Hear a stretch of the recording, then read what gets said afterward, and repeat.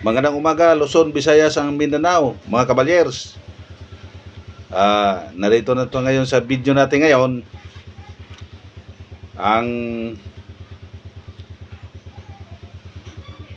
subject matter natin ngayon is squad organization or squad tactics training. Ito mga kabalyer, magamit ito sa mga nag-active. Parang review na lang sa kanila ito. Nag-active. So, ang gagamitin natin bago tayo magpatuloy yung squad ng Ranger team. Ranger team. Ngayon, shoutout muna sa lahat ng mga veterano buong Pilipinas.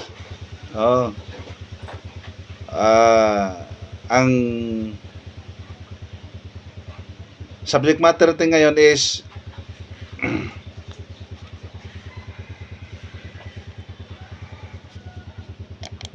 squad organization and squad tactics training. Ngayon, patuloy na tayo. Number 1, yung lead scout sa Ranger team. Lead scout, yung lead scout, yan ang una sa team. Yung sector of fire niya is 180 degrees. Yung lead scout. Sunod, yung guide. Number 2, yung guide. Yung guide, yan ang hindi control. Number 2 yan sa team ng Ranger team. Number 2, equipped with M16 rifle. Number 3, sa isang team 1, 2, 3, yung number 3 yan ang team leader.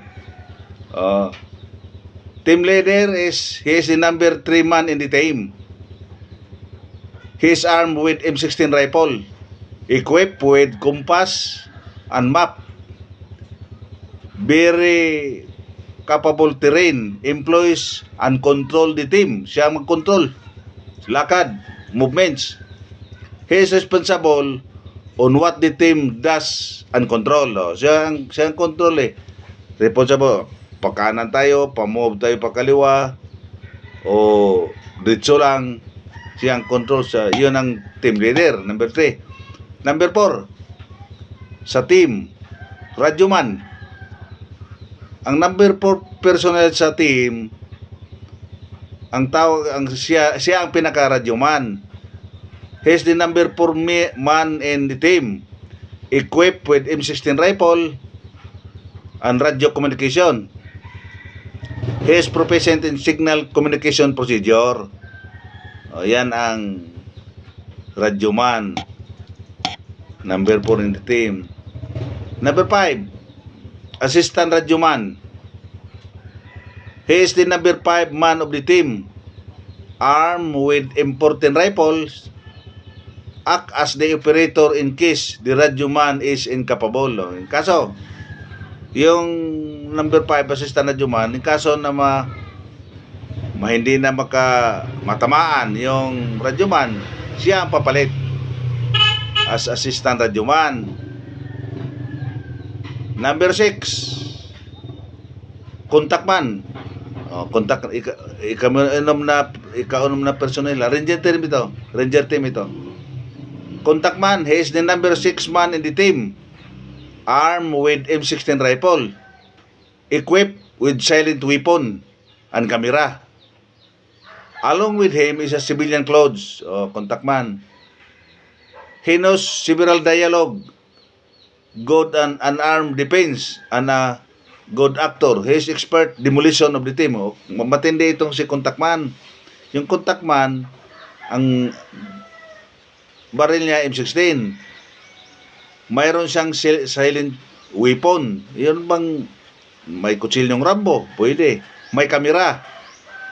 Mayroon siyang civilian clothes sa baglakad. Alam niya yung ilang mga dialogue. Halimbawa, waray-waray, Cebuano, Tagalog, English. Alam niya. At saka kabisado niya ang pakipagdigma nga walang armas. Expert siya sa demolition sa team. Demolition team. Yan ang si contact man. Number 6. Number 7. Contact ma. Ay, contact 7. Tail Scout. Tail Scout. Tail Scout ito Ayan, tingnan mo. Tail Scout, number 7. Tail Scout, he's the number 7 in the team, armed with M16 rifle and bringing along with him a first aid kit. Mayroon siyang first aid kit. He raises the trade lift by the team. Halimbawa, nag-move na yung team. Siya ba nang pinakahuli para hindi makilala yung pinagdaanan ng tropa, ayusin niya yung mga na-dislocate na mga leaves, mga napagdaanan nyo, halimbawa kugunal, ayusin niya yon para hindi malalaman, hindi ma-identify nga may dumaang tao. Yan ang Tail Scout. He is the last to withdraw during movement of the team. Huli siyang mag-withdraw sa team. Yan ang contact man. Si contact man. Tail Scout. So, una, lead scout, guide pangalawa, team leader pangatlo, radyoman pang-4, assistant radyoman pang-5, pang-6 contact man, pang-7 tail scout. Tandaan niyo mga kabalyer, lalo na yung active.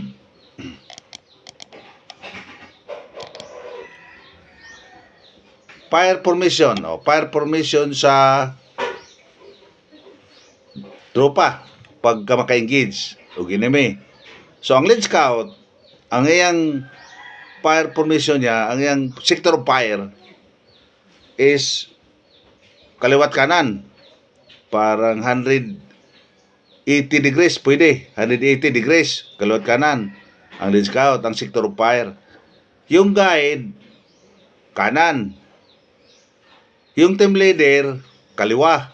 Ang sector of fire. Yung radyoman, kanan. Yung assistant radyoman, kaliwa. Sector of fire Yung contact man, kanan. Yung tail scout, sa likod. Sa likod siya, 180 degrees siya sa likod.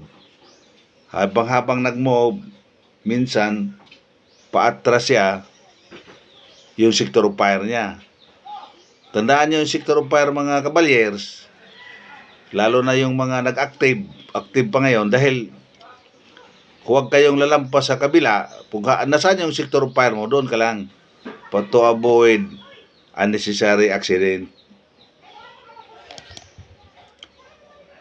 Yun ang fire formation. Sa arrow formation, arrowhead formation, yung pagka nakontak ng enemy, yung yung lead scout, sector of fire niya, ganun pa rin. Yung guide, kaliwa, pero para siyang arrow formation ba? Parang arrow ba? Para ng arrow ang formation nila. Tapos heading arrow is lead scout, guide, tapos team leader. Sa kaliwang bahagi, may nandoon yung radyoman. Sa radyoman at saka contact man. Yung sa kanang bahagi sa arrowhead formation is assistant radyoman at saka tail scout. Mga kabaler. Klaro mga kabaler, kung mayroon kayong mayroon kami mga katanungan para madagdagan pa natin, mag-share lang kayo, like, comments para materialize yung natin, yung video natin. V formation, Victor Eco formation. Yung Victor Eco formation, yung lead scout na doon sa gitna. Yung tatlo na sa kaliwa, nakahilira sila. Yung another tatlo sa team, nasa kanan, nakahilira rin. Yan ang B formation, mga kabalers. Dito tayo sa ambush. So, ambush. Halimbawa, naglakan na ang tropa, single file. Pag nag-ambush siya, pag nasaan yung enemy contact, halimbawa sa enemy contact sa wala, mamaneuver yung si guide, si kontakma, si guide, si team leader, si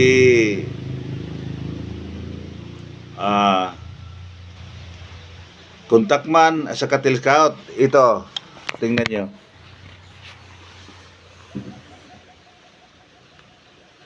Sarap.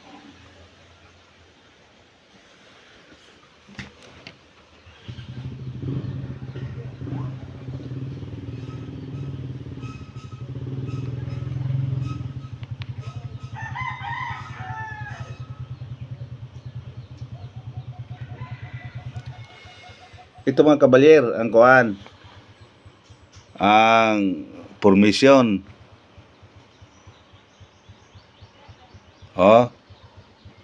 Ambush.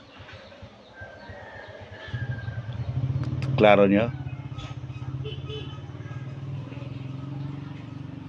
Ambush formation. Ngayon, pagka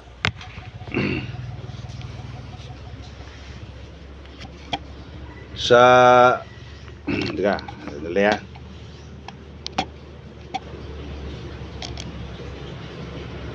Pag ambush formation, contact right. Ganun pa rin. Pag ang sa likod, ang halimbawa ang enemy sa likod, contact right. Pag enemy sa likod, depende lang sa team leader. Contact right or contact left. Yan lang mga kabalyer ang patungkol po sa squad organization. Karamihan kasi ginamit sa squad organization, hindi yung infantry na siyam 9-man. Ranger team kasi ang ginamit lalo na kung sa infantry siya 9-man, pero sa Ranger team 7 lang. So ngayon mga kabalyer, yan lang muna. At saka tulbok sa shoutout, comments, like, at saka yung comments, like, at saka share para sa sunod nating video makamonitor tayo mga kabalyer. Sa ngayon muna, yun lang muna sa ngayon, at saka magandang umaga po sa inyong lahat.